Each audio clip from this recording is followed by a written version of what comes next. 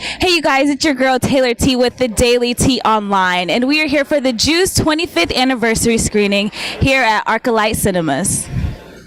I'm sitting here with Khalil Cain himself. Hi. Hi. Ernest Dickerson and Jermaine Hopkins. Yes, say hello to the camera, y'all. Hey. Hello. How y'all doing? How does it feel, first off, to be at the 25th anniversary of this movie?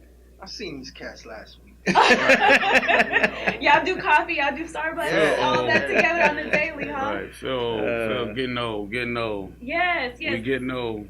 I feel good. Wisdom. You're gaining all kinds of wisdom. It's not old. Man, y'all can We're- call it what we're y'all getting want to. better. All We're of getting that sound better. good. Fine wine. Compared to, We're when you look better. at your birth certificate and the date on the calendar, all it ends up to say you're getting old. Oh, Lord. Yeah. Y'all look Older great. and wiser. You guys look Yeah, thank you. amazing. Thank you. Yes. Now, I want to start with Ernest. Did you know coming into cinematography and directing that you were going to be such a pivotal part in Black culture? Because you have plenty of classics under your belt. Getting into it, no. I was just trying to find work. I was just trying to get a job. I was wondering where the next job was coming from, and then when I got in there, it was like, oh dear Lord, please don't let me fuck up. So what was your first job like going into cinematography or directing? Well, my first job as a cinematographer professionally was a movie called Brother from Another Planet, directed by John Sayles, and he was going to shoot this little science fiction movie in Harlem in 24 days, and hired me to shoot it, and just try to go in and do the best I can. So you just hope that there's longevity in the business. You just hope you can stay in it, hoping that in 10 years I'm not going to have to go try and find another type of work. Yeah, and, I and, feel He's still in it. and I'm still in it. I'm sure he is. I'm sure he He's is. still in it. So how did directing the movie Juice fall into your lap? Well, we wrote the script. Joy Brown and I wrote the script about 10 years before we were finally able to make the movie. I wrote it right after I got out of NYU Film School, and trying to figure out what was I going to do. So we wrote the script. We tried to write it to debut ourselves as a writer-director team, and we wrote this thriller that film noir thriller with 16, 17-year-old kids, and we did the best we could, but nobody wanted to buy it. Everybody said nobody wants to see this movie. Forget about it. You never make this movie. It's too dark. It's too gritty. Nobody wants to see this, and so it sat on the shelf for many years. And then my career as a cinematographer was taken off, so I was fine. Gerard was playwright in residence at the Public Theater in New York, so he was cool. And then one day, Gerard was going to get a new agent, and she wanted to see writing, and she showed him Juice. He showed her Juice, and she's like, "What are you doing with this? Why is it just sitting here?" She brought it to Hollywood, and all of a sudden there were about 5 or 6 production companies that wanted to buy it, but they wanted to turn it into a comedy. Wow. Yeah. That would have went completely left. It wasn't going to go there. Yeah. Because we weren't going to let it. Because we started getting notes and everything, and it was like, no, this is turning into something we don't even want our names on. So we took the script back, even though we could have made a lot of money on it. We took the script back, and then I was contacted by a young producer named David Heyman, who was looking for his first job as a producer, and he had read the script. He asked me how I saw the movie. We had met, we talked, and he got the funding for it. And that was his first film as a producer. Since He's then, still working also. yeah. Since then, He's doing small projects though. Yeah, now. like the Harry He Potter played him. films. He's doing small stuff. Yeah, he Gravity. Harry Potter, Gravity, Yeah, so, just little small yeah, stuff like that. little movies like He's that. not Little big- movies. He's not a big deal. Nah, Juice didn't do nothing for him.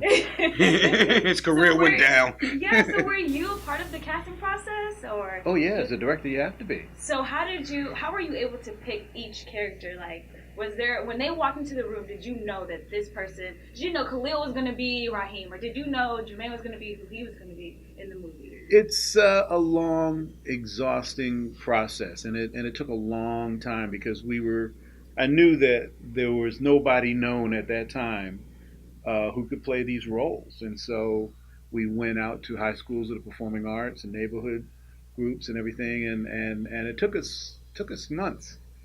And it was, we had thousands of kids that came in, and we narrowed it down and narrowed it down and narrowed it down. And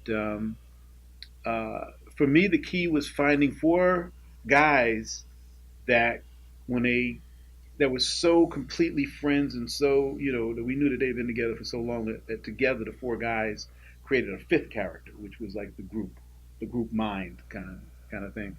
And it was a long, exhausting process, but it's taught me to, there's an old saying that 90% of directing is casting. Right. And it's true. You spend the time and you go through all the turmoil and the pain to find the right people, and then all I got to do is sit back and be the first audience for the movie. So you guys, as the actors in the movie, what was your experience auditioning and going through the process and getting the audition in the first place? Wow. It was tough, and to this day, it was one of the hardest audition processes I went through because it was weeks. It wasn't, like audition, call back, maybe one more, and then no. I think I went in 4 times. Something. 4 times? Oh my God! As an actor, you 5 have times, to like. maybe. I don't know. It was quite a few. Well, for me, it was different. I mean, I had a long audition process for Lean on Me. I think I went back in and auditioned, but it was for the same character. They knew what part they wanted me to play from the sidewalk. And that was like 7 times. But this audition, man, I had never been to an audition where I'm in there reading lines with other actors that's going for roles. Normally, and plus you couldn't study your lines, right? Because they were for switching a specific character. Right. They were having you read every character, so you had to know everything. You had to come in ready to work. It's called mixing and matching. Yeah, Right. But you never knew what was going to happen. The next time you went in, it was different guys that you were reading with. There was a lot of pressure and anxiety because you don't know how you're going to perform. I mean, Right. You might be great yesterday, and today, come in not feeling right. Or they just put you in a room with different, these different cats. No, who was you know the what I'm cat? saying? One of the actors licked my face. Oh, I think I remember that shit. Oh my I God. remember. Yo, I we was vaguely laughing remember about that I vaguely shit. remember Yeah, that. Yeah, but I mean, in the scene, you didn't like that. I didn't like that He shit. didn't get the part, did he? No, but he got literally licked my face. Licked his face. I forgot he all came about back that. in the room like, dude, lick my face. Oh my God, that's so Crazy. awkward. But it's It's you're acting, talking about an art form. Right. When you're dealing with art, all rules go out the window. Right. Do what you right. feel. And sometimes that's the best stuff. Not to say and he felt don't like lick he anyone's wanted, face. he felt like he wanted to lick your face. Where was that in the script? I don't even remember a scene. That was him. Argument That was when we him. were in when we break the base. I think it was that. Right. Yeah, it was crazy. Oh my goodness. It helped me though. You were good. I stayed in character. I didn't break character. And you got the role. And was that the deciding factor in him getting the role? No, the deciding factor, I believe, when what happened was they invited us out to dinner. Ernest, the producers, everybody, we all went out to dinner, and I guess they wanted to see how 8 actors were at that dinner? and how we would all click together, and how we would basically, gel or whatever. Who was outside of the audition? Now they're not reading these characters. Let's just see. But Jermaine, still, that's pressure right there. They watch. They watch. The producers are all sitting there, and we're having dinner, but they're watching you. Right. Now the thing is that I pretty much figured out I knew who I wanted. I had to convince everybody else. I had to convince my producers, because we didn't all agree on everything. Okay. They, So that was the convincing. he was the natural leader. So he was the natural. Well, he was the oldest anyway. Right, He's an old man. He just had the gravitas of But being. we're talking about a dinner where there's 8 cats there, and tomorrow there's gonna be 4. Right. So you're sitting there looking around like, Hey, but Pac didn't care. yeah, but it was me, you, and Pop sitting there right. at the corner because Right. I was the only one old enough to order beer, so I was ordering pitchers of beer. Right. And Right. Yeah, he was our having bartender. a good time, We was balling. We was having a good time. If they could see us at the end of the table, we looked like a crew down there. Right. Oh Because we actually was. Yeah, we were. We were Our having a good bond time, actually man. started at the audition. Yeah, for real. You know, So I y'all mean, had that chemistry already. right from the Now- You rip. could see it in the room who was vibing with who. Right. I loved Pop. Look at the extras on the upcoming Blu-ray DVD.